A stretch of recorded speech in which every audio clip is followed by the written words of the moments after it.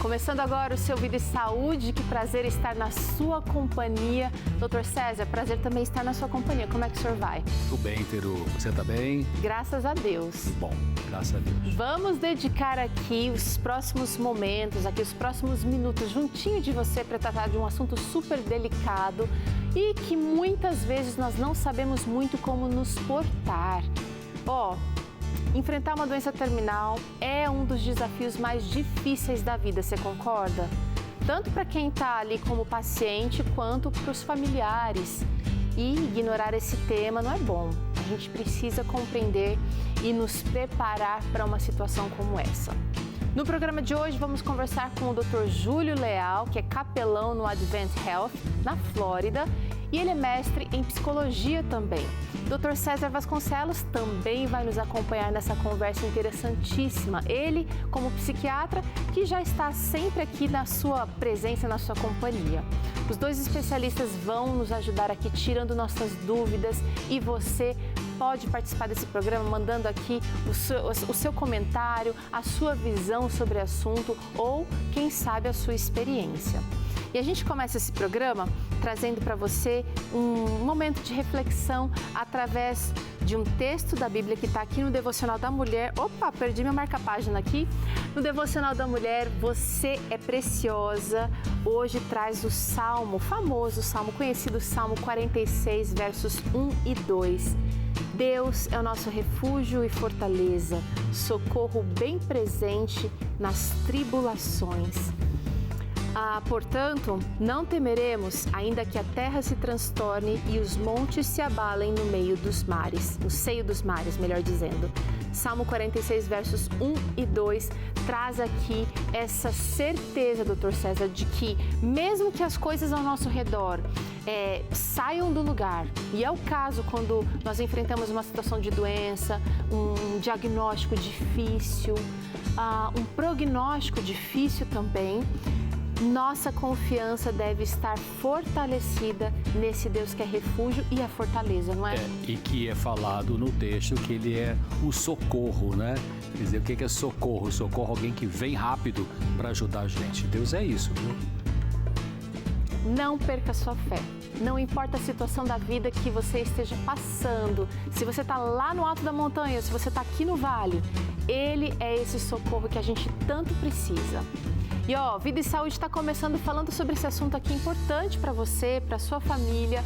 A gente vai fazer um intervalo de 30 segundos, que é o tempo de você convidar um amigo, um colega, um familiar para assistir juntinho da gente aqui no Novo Tempo. Combinado? A gente vai ali e volta já.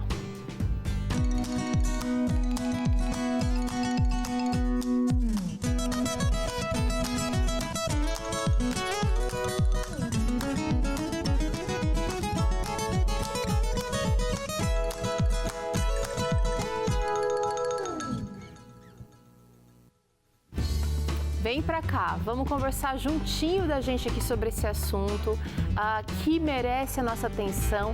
Quarta-feira você sabe que tem a companhia do Dr. César aqui sempre, é certeira essa presença dele aqui, mas hoje nós temos mais alguém para fazer parte dessa conversa, Dr. César, e alguém com um peso muito especial para esse assunto, alguém que tem uma experiência bacana, não é? Exatamente, é um indivíduo que tem uma formação teológica, psicológica e tem trabalhado em hospital de grande porte na Flórida, nessa área de acolher os pacientes, orientar a família dos pacientes. Então é uma pessoa que tem realmente muito gabarito para falar para o nosso público, para você que está em casa, sobre esse assunto de como lidar com o paciente terminal, como lidar com o paciente que está com um diagnóstico ruim, um prognóstico péssimo, né? Ele tem experiência nisso. Que bom que ele aceitou o nosso convite e está aqui com a gente. Vamos apresentar? Dr. Júlio Leal, ele que é capelão hospitalar e mestre em psicologia com especialização em cuidados progressivos e intensivos. Ele que é educador, linguista e escritor, está aqui juntinho de você também. Tudo bem, doutor? Prazer estar falando contigo, viu? Oi, Teru, tudo bem? Boa tarde para todos. Nós estamos falando aqui da Flórida, como foi dito. Eu agradeço a vocês pelo convite, pela oportunidade de participar desse programa e de interagir com as famílias e com pessoas que têm realmente perguntas a fazer sobre como lidar com pessoas e com famílias em situação difícil, né, de diagnósticos difíceis em cuidados paliativos. Doutor Júlio, eu estou aqui, o senhor falou, né, de interagir com as famílias, com os nossos telespectadores. Eu vou abrir aqui a porta para todo mundo que quiser participar dessa conversa aqui, para mandar o seu comentário sobre esse assunto, sobre os cuidados, sobre as dificuldades, os desafios que você enfrenta ao cuidar de alguém que tem uma situação delicada e de saúde. Você pode usar o nosso QR Code sempre aqui, olha, aqui na telinha a gente traz para você de quando em quando esse código aqui, que é como você acessa o nosso WhatsApp, mas para quem quiser digitar, é só escrever aí 12982660004 e você participa aqui com a gente desse assunto no Vida e Saúde hoje. E eu preciso trazer aqui para começar essa conversa o que são os cuidados paliativos. Você aí de casa sabe o que são cuidados paliativos? Muita gente fala assim meio da boca para fora, doutor César, mas eu acho interessante a gente saber. Doutor Júlio, o que são esses cuidados? Os cuidados paliativos são aqueles cuidados que são oferecidos normalmente por uma instituição hospitalar para pessoas que estão num estágio muito avançado de determinada doença, né? Então, paliativo significa que ajuda a reduzir a dor, ajuda a lidar com a dor. Então, existem várias substâncias, existem várias técnicas na medicina para ajudar a pessoa a lidar com isso, mas a dor não é algo que aconteça apenas no nível físico. Então, o trabalho que se faz de assistência psicológica e de capelania nos hospitais também são parte dos cuidados paliativos que são oferecidos a uma família ou a um paciente. É interessante pensar que a palavra paliativo vem do verbo paliar. Paliar significa atenuar, amenizar. Ou seja, então, cuidados paliativos, como o doutor Júlio falou, visa realmente diminuir o sofrimento daquela pessoa que tem uma doença que não tem mais o que fazer em termos de tratamento, então uma doença crônica, debilitante, ou uma doença terminal que supostamente a pessoa tem poucos dias de vida, né? Então, cuidados paliativos vai trazer mais qualidade de vida nessa reta final, se o paciente está à beira da morte ou se a pessoa tem uma doença crônica. Tá, olha só, o doutor Júlio trouxe uma questão interessante aqui, que não é só a dor física, e a gente tem muita diferença em como a gente lida com as nossas dores, dependendo da cultura, dependendo da região em que a gente vive, não é mesmo? Já parou para pensar nisso? Vamos dar uma olhada nos cuidados paliativos que acontecem ou que são oferecidos aqui no Brasil? Vamos dar uma olhada nesse material. Nos últimos anos, os cuidados paliativos no Brasil têm se desenvolvido de forma significativa, impulsionados pela crescente conscientização sobre a importância de oferecer assistência adequada a pacientes com doenças graves e em estado terminal. Desde a década de 1980, quando o primeiro serviço de cuidados paliativos foi implementado no Brasil, houve uma expansão contínua. Entre 2020 e 2022, foram registrados 90 novos serviços, totalizando 177 unidades de cuidados paliativos atuantes no país. No entanto, ainda existem desigualdades regionais significativas. A região Sudeste lidera com 98 serviços, seguida pela região Nordeste com 60, a região Sul com 40, enquanto a região Norte possui apenas 7 serviços e o Distrito Federal conta com 16 unidades. O Sistema Único de Saúde é responsável pela maior parte da oferta de cuidados paliativos no Brasil, representando 75,3% dos serviços disponíveis. Desde 2019, houve um aumento de 28,13% na oferta de serviços públicos, alcançando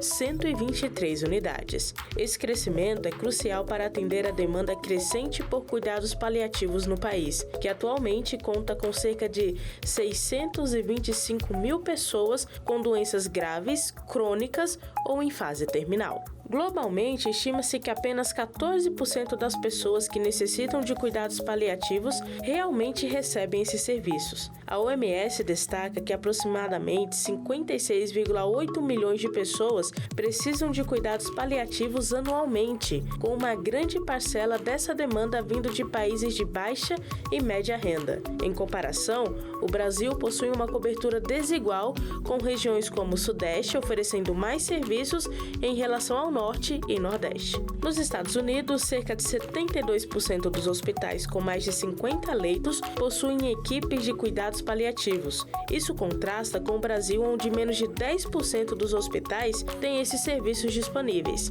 Mesmo ficando atrás de outros países, um marco significativo em 2023 foi a criação da Política Nacional de Cuidados Paliativos, aprovada pelo Conselho Nacional de Saúde. Essa política visa estruturar e aprimorar os serviços de cuidados paliativos em todo o território nacional, alinhando-se com as recomendações da OMS. O Ministério da Saúde planeja investir cerca de 851 milhões anualmente para capacitar 1.300 equipes especializadas e garantir a assistência farmacêutica necessária.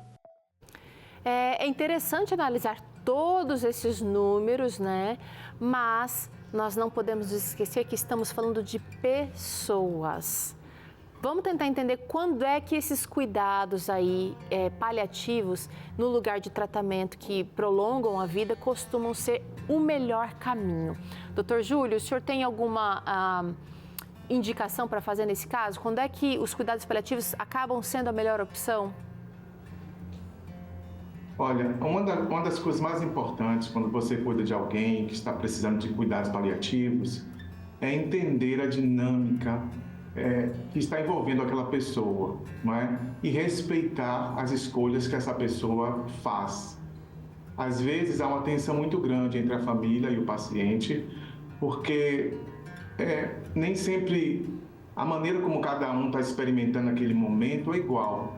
Então, é difícil, mas é preciso dar voz ao paciente, tentar entendê-lo na sua individualidade, nas suas necessidades, porque, no final das contas, ele ou ela vai guiar um pouco a maneira como esses últimos momentos vão acontecer. E respeitar as últimas vontades de alguém é sempre algo muito importante. Quer dizer, não é sempre visto como assim a pessoa desistiu de lutar. Às vezes, realmente é uma questão de... é o melhor caminho naquele momento, doutor. Peru, não faz muito ali um artigo sobre orar pela morte. A gente nunca ouve falar disso, né? A gente sempre ora pela cura. A gente sempre ora pela recuperação da pessoa, ora para que as coisas, para que ela saia rapidamente do hospital, volte ao convívio da sua família, volte à sua rotina normal. Essas são as orações que a gente costuma fazer, porque a gente ama as pessoas e quer que elas recuperem um equilíbrio que a doença fez com que desaparecesse, não é? Mas, às vezes, quando um paciente não está muito avançado da sua doença ou passando por uma dor muito intensa, quer seja física, quer seja psicológica, às vezes vem essa dúvida: será que é errado você orar e pedir a Deus que lhe dê esse alívio desse sofrimento?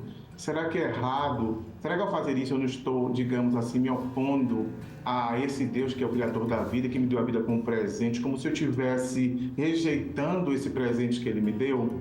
Como se eu estivesse sendo ingrato, como se eu não estivesse me importando o suficiente com o sofrimento das pessoas que estão lá na minha família, que querem que eu esteja com elas de volta. Mas, eu repito, a experiência que alguém vive quando está no leito de hospital, depois de uma cirurgia ou quando recebe um diagnóstico ruim, é difícil. Quem nunca passou por isso não tem dificuldade de entender. Eu teria dificuldade de entender. Então, de alguma maneira, é preciso que esse paciente seja capaz de expressar o que ele está sentindo, os sentimentos que ele tem, ainda que sejam contraditórios, não é? E essa liberdade, esse acolhimento para esse paciente é importante para que ele possa passar pelas fases necessárias para encontrar a paz que ele perde no momento que ele começa a ficar doente ou a ficar mais debilitado.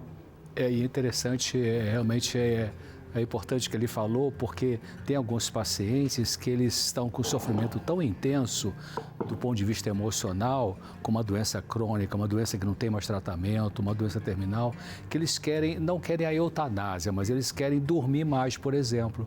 Então eles solicitam ao médico assistente que dê um calmante para poder ter menos tempo de ficar pensando naquela dor.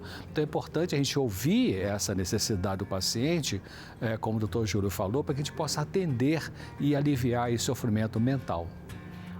A gente preparou aqui agora uma lista, uma série aqui de alguns dos principais cuidados, necessidades emocionais e psicológicas que os pacientes terminais normalmente enfrentarão. Isso ajuda a gente a organizar o entendimento sobre o que aquela pessoa está passando. Vamos trazer aqui essa primeira necessidade emocional, a necessidade de apoio e segurança, sejam de profissionais, bem como dos familiares. Doutor Júlio? Então, eu diria que esse é um apoio que a gente rapidamente percebe se a família ou a paciente tem, né? Você entra num quarto de hospital e às vezes a pessoa está ali numa situação bem difícil, respirando com auxílio de máquinas ou recebendo tratamentos intensivos. E existe sempre alguém no quarto, um familiar, uma esposa, um esposo. Quando as pessoas são religiosas, às vezes você encontra ali também um crucifixo, uma Bíblia. Quando a pessoa recebe muitas visitas, você encontra um balão, né? Volte logo, estamos orando por você, nós te amamos, coisas desse tipo.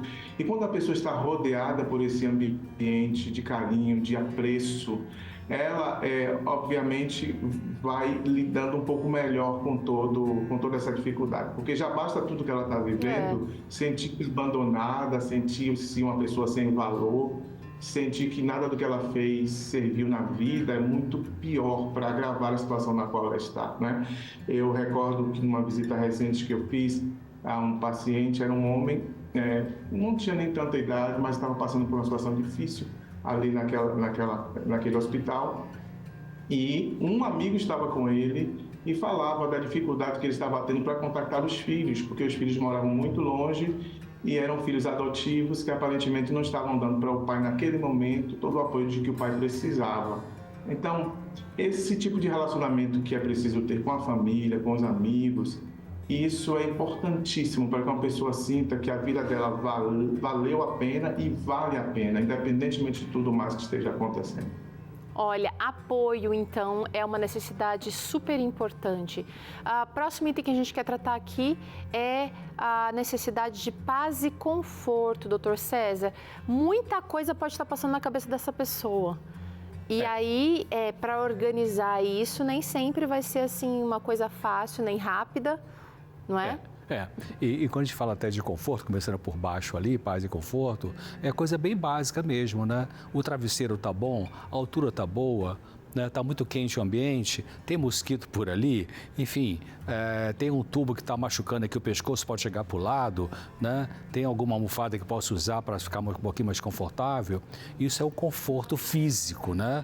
Que é um cuidado paliativo. E o conforto emocional é isso, né? É ouvir essa pessoa, é deixar ela falar.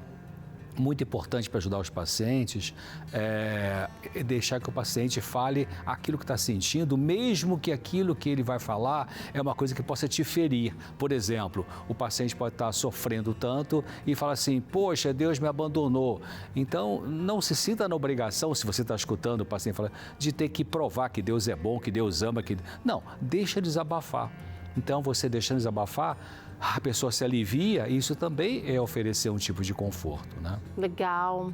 Vamos trazer outro item aqui para a gente pensar juntos, de necessidades super importantes para essa pessoa que está passando. É também necessidade de aceitação e respeito. Doutor Júlio, pode falar. Vocês vejam como é interessante isso que a gente está mencionando aqui, né? Respeitar as pessoas nas dificuldades que elas estão vivendo. E eu achei interessante, doutor César, o comentário sobre não tentar ser, porque às vezes a gente tenta ser. Nós somos cristãos, temos uma visão de mundo e a gente, em momentos difíceis, a gente quer confirmar ou reafirmar essa visão de mundo. Então, imagine que alguém está passando por um sofrimento intenso e diz que Deus abandonou. Na Bíblia a gente tem exemplos assim, né? A gente vê que Jó, lá no capítulo 2 de Jó, faz um clamor a Deus e maldiz o dia em que nasceu. Veja que Jó não está maldizendo a Deus, mas está maldizendo o dia em que nasceu porque ele sente que a vida dele inteira está sendo revista naquele momento e ele está procurando sentido. Todos nós procuramos sentido para a vida, não é? Em algumas fases da vida mais que em outras. E em momentos difíceis como esse, muito mais. Tipo assim, se eu estou perdendo a minha vida, se eu estou achando que ela não vai durar muito tempo, eu reviso aqui na minha mente se valeu a pena, se eu não tenho, por exemplo, arrependimentos. Então, quando a gente fala de paz mental ou de paz espiritual, provavelmente a gente vai falar também sobre perdão, sobre abraçar as nossas próprias limitações, né? Imagine uma mãe que está muito tempo longe do filho.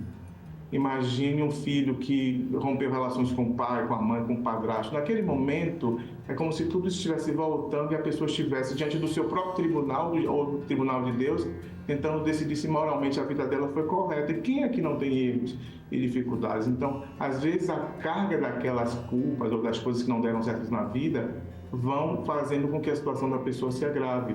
Ela precisa realmente falar das dores que elas têm. E eu digo mais, não só quando uma pessoa está no leito de hospital, em alguns momentos na vida nós todos precisamos colocar na mesa, né, diante de nós, aquilo que nos causa dor, aquilo que nos trouxe e nos traz sofrimento e com honestidade expressar, às vezes, coisas que você nunca foi capaz de expressar para ninguém. Quantas vezes um paciente chega para mim e diz assim, nossa, eu nunca tinha falado nada disso aqui para ninguém, jamais. Imagine, ela precisava falar disso, ela precisava expressar, ela precisava de alguém que fosse capaz de escutar sem julgar. Entende? E isso é difícil, mas é necessário. Você sabe que eu tive paciente, já aconteceu isso algumas vezes, né, ao longo da minha carreira, paciente com 55, 60 anos e que no consultório falou assim, doutor César, olha, você ou o senhor, enfim, é a primeira pessoa que eu vou falar isso na minha vida. Uau! Olha quantos anos que a pessoa guardou aquela dor, por isso que falar ajuda a aliviar o sofrimento, né? Então, vocês estão falando aqui de duas, vou trazer até mais, né? Duas necessidades básicas de pacientes terminais, né? Que a primeira seria a revisão de vida e também a dignidade, né? Encontrar esse valor e também a resolução de conflitos ou a finalização de assuntos. Isso também é muito valioso nesse momento da vida, né, gente? Doutor Júlio? Deixa eu citar um exemplo aqui. Enquanto vocês falam, dezenas de exemplos aqui de lembranças vêm. Uma vez visitei uma senhora e ela estava muito triste, muito calada. Demorou um pouquinho para iniciar uma conversação, mas o detalhe ali é que a situação era a seguinte: a empresa da família tinha se desmontado e ela tinha insistido numa decisão que os filhos não concordavam em aprovar. Então, os negócios da família ficaram afetados por uma decisão que ela tomou. Ela estava naquele momento, mesmo sabendo, sentindo que a decisão que ela tomou foi a correta naquele momento, naquela época, naquelas circunstâncias, ela estava se sentindo absolutamente culpada, triste por ter confrontado as demais pessoas da família. Então, veja, em momentos como esse, independentemente do resultado, se a pessoa vai conseguir se recuperar ou se ela não vai conseguir se recuperar nos próximos dias e meses, a questão tem assuntos que precisam ser revistos. A pessoa, às vezes, precisa ou admitir que cometeu um erro, ou pedir perdão, se não para uma pessoa, pelo menos para Deus, se ela tiver crença em Deus. Algumas pessoas têm, outras não têm. Enfim, é preciso que esses assuntos que ficaram, como o doutor César falou, às vezes não estavam na superfície, estavam ignorados lá no cantinho da sua mente, você tentou seguir a vida e não lidar com aquilo, é quase que impossível, num momento de extrema dor, de extremo sofrimento, você não ter que lidar com isso, porque isso vem de volta, meio que questionando você. Então, nem sempre é você que interroga a vida, às vezes é a vida que interroga você. Uau. E às vezes é você que tem que dar respostas à vida. E quando a vida interroga você, você não tem como fugir. Você tem que dar respostas. Ainda que a resposta seja, por favor, me dê um remédio para eu dormir, porque eu não consigo lidar com isso. A minha mente vai explodir, é demais tudo que está vindo aqui. Entende? Então, assim, esse respeito por esse momento, esse carinho que a gente precisa ter por essas pessoas, tem que ser real. Do contrário, a gente pode fazer com que o fardo que ela está carregando seja ainda maior do que de fato pode ser. E a gente não deveria forçar uma pessoa a ter que ver o que ela não está querendo ver ou não está pronta para ver. Então, esse é o respeito importante. Outra coisa prática nessa questão aí é de que o paciente terminal, então, ele precisa preparar o inventário e o testamento é uma coisa que também precisa ser feita, né? Muito bem, vamos dar uma olhada aqui para mais alguns itens aqui de necessidades básicas dos pacientes terminais. A ansiedade e a vivência do luto antecipado também podem acontecer. Doutor Júlio, não é incomum essa coisa da ansiedade, o que vai ser quando eu não estiver mais aqui, ou será que eu vou sair dessa situação? E também a situação do luto, né? Antecipado, um sofrimento também. Sem dúvida alguma, sem dúvida. Quando um capelão vai a um quarto para avaliar a situação de um paciente, existem vários itens que a gente consegue perceber e depois tem que fazer o informe. O luto antecipado é uma das coisas muito comuns, tá? Mas tem uma coisa que também acontece com frequência, que é a negação do luto. E as duas coisas precisam ser bem trabalhadas.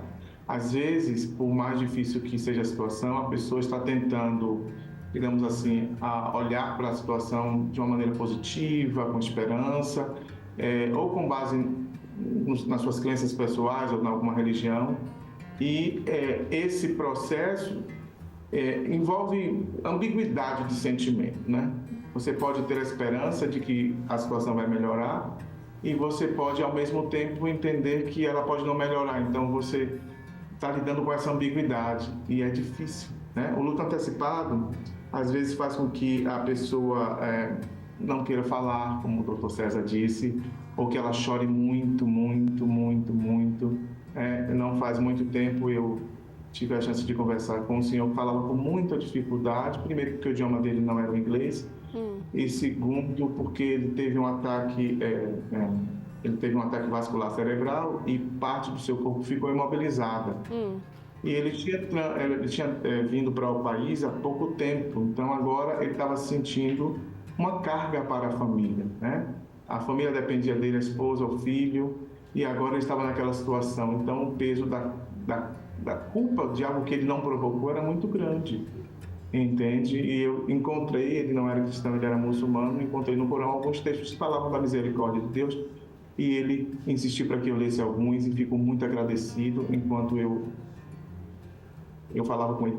Então, assim, quando a gente está lidando com o luto, a ansiedade, você não sabe o que vai acontecer, se você vai ficar ali mais uma semana, duas. Tem pacientes que podem ficar um mês e meio em cuidados paliativos. Eu tenho essa semana que estava 188 dias lá. Normalmente, um paciente não fica tanto tempo, porque pode ser levado para outra unidade, para um tratamento mais especializado, para uma casa de repouso, etc. Existem várias opções, mas naquele caso, ele estava em tratamento há 188 dias. Quando o tempo vai passando e você não vê uma melhora, então a ansiedade cresce.